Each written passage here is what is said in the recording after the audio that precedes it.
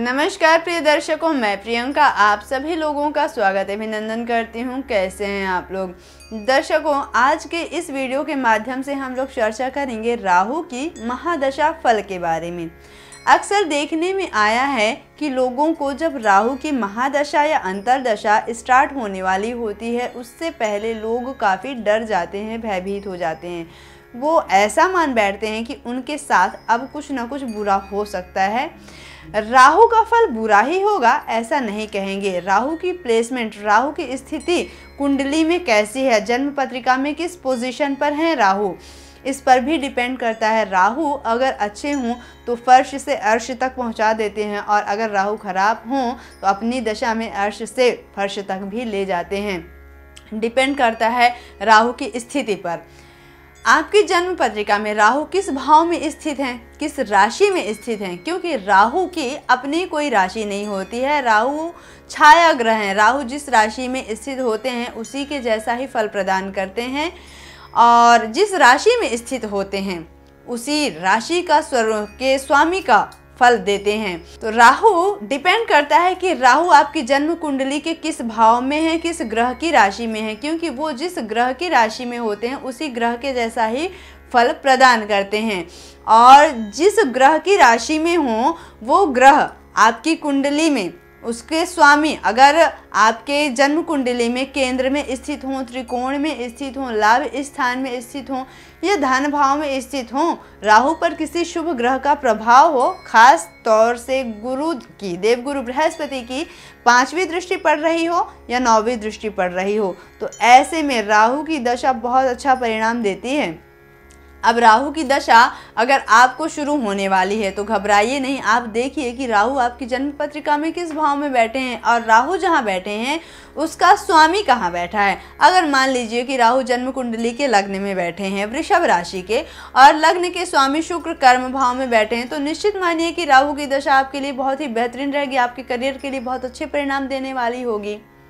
तो अब हम बात करते हैं अलग अलग भावों में राहु किस प्रकार से फल प्रदान करेंगे। तो दर्शकों, यदि आपकी जन्म कुंडली में राहु नवम भाव में है, नवम भाव को जो कि भाग्य का भाव है, धर्म का भाव है, पिता का भाव है, नवम भाव से पिता से मिलने वाले सुख के बारे में विचार करते हैं, और कर्म स्थान से द्वादश भाव है नवम भाव। तो ऐसे में तो कार्य क्षेत्र में बहुत ज़्यादा भटकाव देते हैं राहु। बार बार जॉब का चेंज करना, बार बार जॉब छूट जाना, किसी भी एक स्थान पर स्थिर ना रह पाना, किसी भी काम को सही तरीके से ना कर पाना, या कोई ना कोई कार्य क्षेत्र में परेशानी आते रहना, ये सारी चीज़ें राहु के नवम भाव में होने से होता है। राहु यदि नवम भाव में है आपकी जन्म कुंडली में तो पिता से लड़ाई झगड़े, मनभेद, मतभेद जैसी स्थितियां उत्पन्न होती है।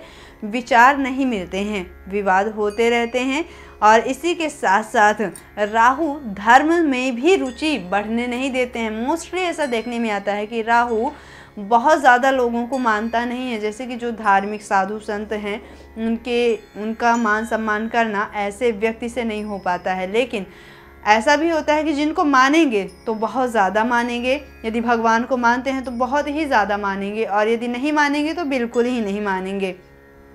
यदि राहु नवम भाव में हो तो ऐसे जातक को अपने बड़ों का सम्मान करना चाहिए, साधु संतों का आदर करना चाहिए, जिससे राहु अशुभ परिणाम ना दे। राहु से मिलने वाले अशुभ परिणाम को रोकने का ये मात्र एक उपाय होता है कि आप ब्राह्मणों का आशीर्वाद लें, साधु संतों का सम्मान करें, उनका आशीर्वाद लें, और अपने पिता के साथ संबंध, यदि आपके विचार नहीं भी मिल रहे हैं तो आप शांत हो जाएं, उस जगह से हट जाएं, आप उनके विचारों को समझने का प्रयास करें।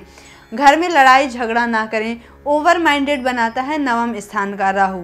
तो इन सब चीज़ों में आपको बहुत ही स्थिरता बना करके, गंभीरता पूर्वक सोच विचार करके काम करना है, जिससे राहु के नवम भाव में होने से और राहु की महादशा आने पर जो परेशानियां आए उनसे आप बच सकें।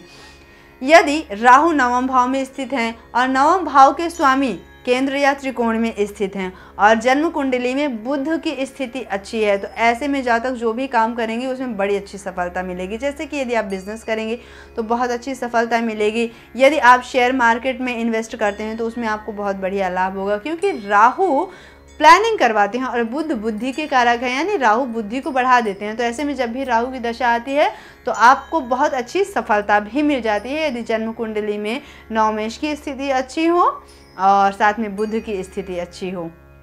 तो दर्शकों, ये राहु के नवम भाव में होने के फल हैं। अगली वीडियो में हम बात करेंगे कि यदि राहु आपकी जन्म कुंडली के दसम भाव में है तो कैसा परिणाम देंगे। इसके अलावा यदि आपको कोई विशेष प्रश्न है तो स्क्रीन पर दिए गए नंबर पर कॉल करके आप हमसे संपर्क कर सकते हैं। मिलते हैं अगले वीडियो में, तब तक के लिए प्यार भरा नमस्कार।